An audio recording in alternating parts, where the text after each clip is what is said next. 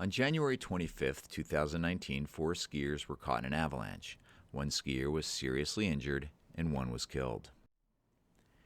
The day before, Thursday, January 24th, 4 male backcountry skiers went to the Bell Lake Yurt in the Tobacco Root Mountains of southwest Montana for 3 nights and 4 days of self-guided skiing. A guide from the company that owns and operates the yurt led the skiers from Potosi Campground to the yurt for an orientation on local terrain, snowpack, and weather. After the briefing, the guide left for the weekend. The next morning, the 4 skiers left the yurt and ascended a nearby skin track up a forested, less than 35-degree southeast-facing slope. During their ascent, they dug hand pits, which revealed a poor snow structure of weak, sugary snow below a slab of recent snow. Due to these findings and a whoomph and cracking of the snowpack they experienced the day before, they decided to seek lower-angle terrain and play it safe. They gained the east ridge along the mountain and skied a few hundred feet down the opposite, northeast-facing slope. These lines are very approximate. The skiers stopped on a low-angle bench less than halfway down the track of a large avalanche chute. They decided to traverse back southeast and gain the ridge where their skin track came up from the yurt. So they traversed in from somewhere around here. They put their skins on and ascended towards the ridge.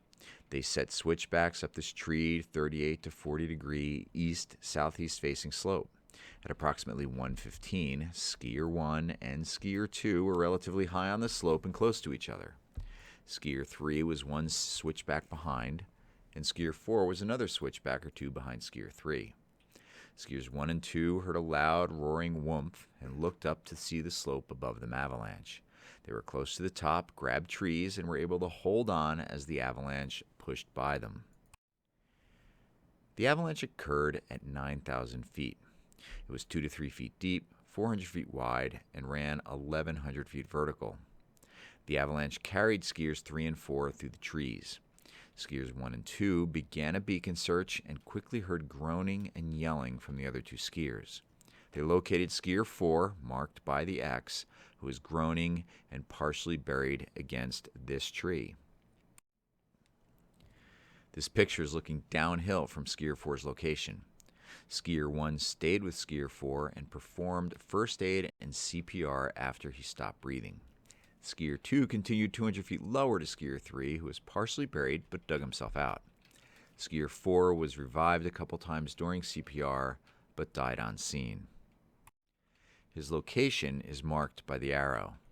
Skier 3 was badly injured with broken legs and other trauma. They were able to call 911 and initiate a rescue. The injured skier was hoisted by helicopter from the site at 5:30 p.m. and transported to the hospital. Doug Chabot and Alex Marienthal from the Gallatin National Forest Avalanche Center and Drew Pogue, who's owner of the yurt, responded on behalf of Gallatin County Search and Rescue. They located the 2 survivors and assisted in getting them back to the yurt where the 2 spent the night. The next morning, Doug and another search and rescue member were inserted by helicopter to the victim, marked by the X, who was then retrieved. The region experienced high pressure and mostly dry weather during the first half of January. The mountains of southwest Montana received abundant and steady snowfall from January 16th through the morning of the avalanche on January 25th. During this period, nearby snowtel sites recorded up to 1.9 inches of snow water equivalent, equaling approximately 1.5 to 2 feet of snow. Prior to the accident, wind on the summit of Big Sky Ski Area at 11,000 feet in the northern Madison Range was west to northwest at 20 to 45 miles per hour. Looking uphill from the extrication site, we can see the treed terrain of the slope. Persistent weak layers of faceted snow buried at the bottom half of the snowpack were heavily loaded by 2 feet of snow and strong wind, which made human-triggered avalanches likely. Here is a short video clip of the accident site.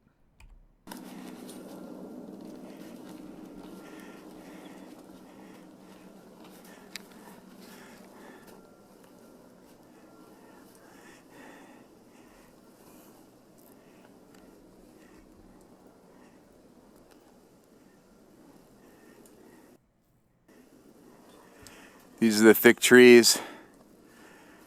where the avalanche came through, near 40-degree steepness. This is where the person was partially buried.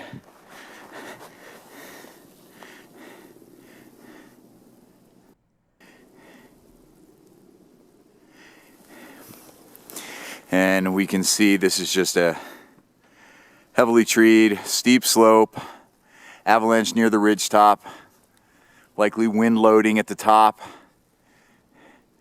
and pretty terrain trap.